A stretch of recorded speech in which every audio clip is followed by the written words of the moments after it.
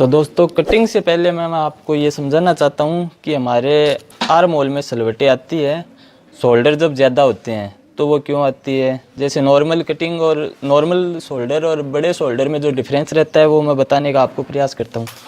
दोस्तों ये एक ब्लाउज बना हुआ है मेरे पास।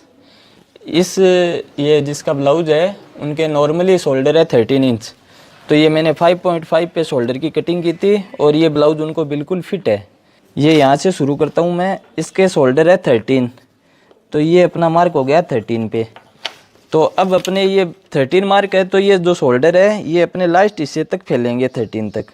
तो इस तरह से अपना ब्लाउज इतना ब्रॉड हो जाएगा ये।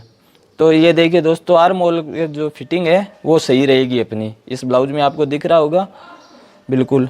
लेकिन जब शोल्डर बड़े हो जाते हैं तो मैं आपको चेक करके बताता हूँ दोस्तों। ये देखिए मैं मार्क कर देता हूँ, आपको दिखे। ये मान लीजिए अपने पास शोल्डर है 15 इंच। अगर इसी लड़की के शोल्डर 15 इंच होते तो ये वही कटिंग है, वही तरीका है, सब कुछ सही बनाया है और ये ब्लाउज भी बड़ा फिटिंग है। लेकिन अगर अपने पास शोल्डर 15 होते तो मैं आपको चेक करके बताता हूँ, ये ब्लाउज अपना फैलता यहाँ तक। मुझे उम्मीद है दोस्तों आपको बात समझ में आ रही है। ये जिस लड़की का ब्लाउज है उसका शोल्डर है 13 इस तरह। तो ये ब्लाउज बिल्कुल सही है, उसको फिटिंग बड़ी अच्छी है। लेकिन अगर उसके शोल्डर ज़्यादा होते 15 होते तो ये देखिए दोस्तों, दोनों तरफ से अपना ब्लाउज ये यहाँ से ऊपर की तरफ उठ गया है। यही दोस्तों अपने आर्म होल में झोल है।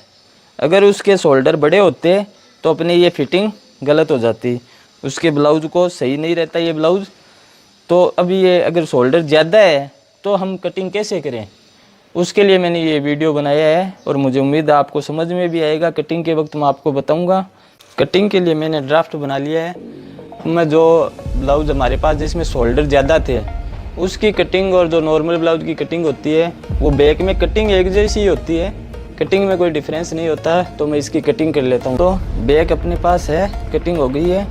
तो फ्रंट की कटिंग के लिए मैं सिंपल ब्लाउज की कटिंग कर रहा हूँ। तो सबसे पहले मैं मार्क कर लेता हूँ इसका एजिट जितना अपना होता है।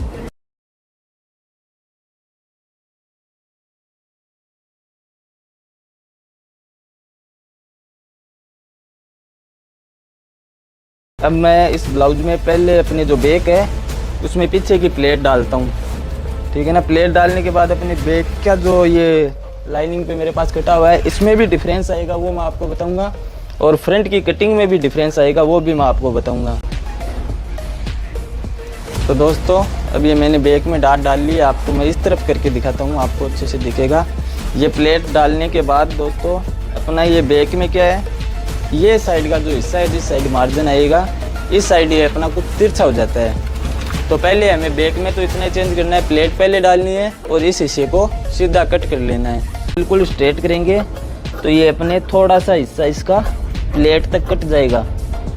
ये दोस्तों इतना हिस्सा कटने के बाद अपनी ये बैक बिल्कुल सीधी हो गई है। ये हिस्सा जो कटिंग हुआ है वो है। तो इस तरह से हमें अपने बैक को सीधा कर लेना है। उसके बाद फ्रंट पे हमने जो मार्क किया था दोस्तों उसमें क्या डिफरेंस आता है, और वही मेन वजह होती है हमारे शोल्डर्स में जो प्रॉब्लम आती है आर्म होल में उसके। तो मैं आपको वो दिखाता हूँ। दोस्तों मुझे उम्मीद है कि पहले जब हमने इस बैक में अपनी प्लेट नहीं डाली थी तो हमने मार्क किया था पीठ बैक को अपने रख के ऊपर, वो मार्क आपको दिख रहा है। तो अब मैं इस मार्क के ऊपर वापस अपनी बैक को रखता हूँ जहाँ ये थी। तो अब क्या डिफरेंस रहता है दोस्तों वो आपको देखने वाली बात है। हमें इसको कुछ नीचे लेना होगा दोस्तों। मैं थोड़ा सा नीचे ले लेता हूँ।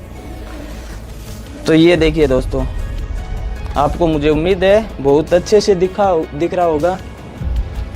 अपने जो नेक की कटिंग की थी हमने, वो जो अपने मार्क था वो यहाँ पे किया था हमने बैक को रख के, एजिट जब मार्क किया था तो।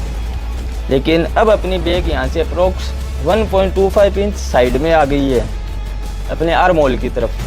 पहले ये मार्क दोस्तों यहाँ पे था इस तरह। ये आपको आर्म होल का राउंड भी दिख रहा है, ये बैक का मेजरमेंट है। लेकिन ये प्लेट डालने के बाद अपना जो ये राउंड है ये अपना अप्रोक्स इस तरह से 1.25 इंच इधर आ गया है।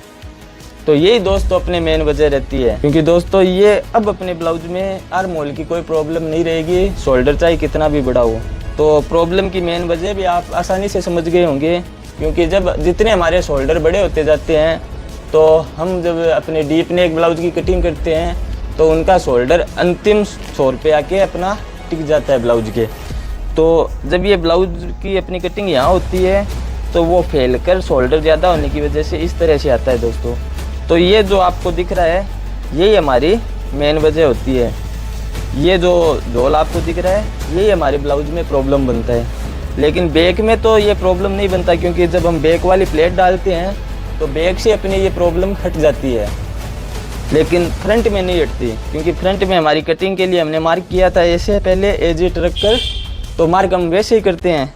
लेकिन ये प्लेट डालने के बाद दोस्तों जब हम इसको बिल्कुल सीधा करते हैं तो अपना ये निशान इतना इधर आ जाता है साइड में। 1.25 इंच के अप्रोक्स ये अपना एक साइड पे हो जाता है। तो अब अपना जब ये इतना ब्लाउज यहाँ पे होगा और यहाँ आएगा दोस्तों, तो ये अपना ऐसे झोल बनेगा। लेकिन पहले से अपना अगर कटिंग के वक्त ये अपना शोल्डर यहाँ आ जाएगा तो फिर अपने आर्म होल में कोई प्रॉब्लम नहीं रहेगी।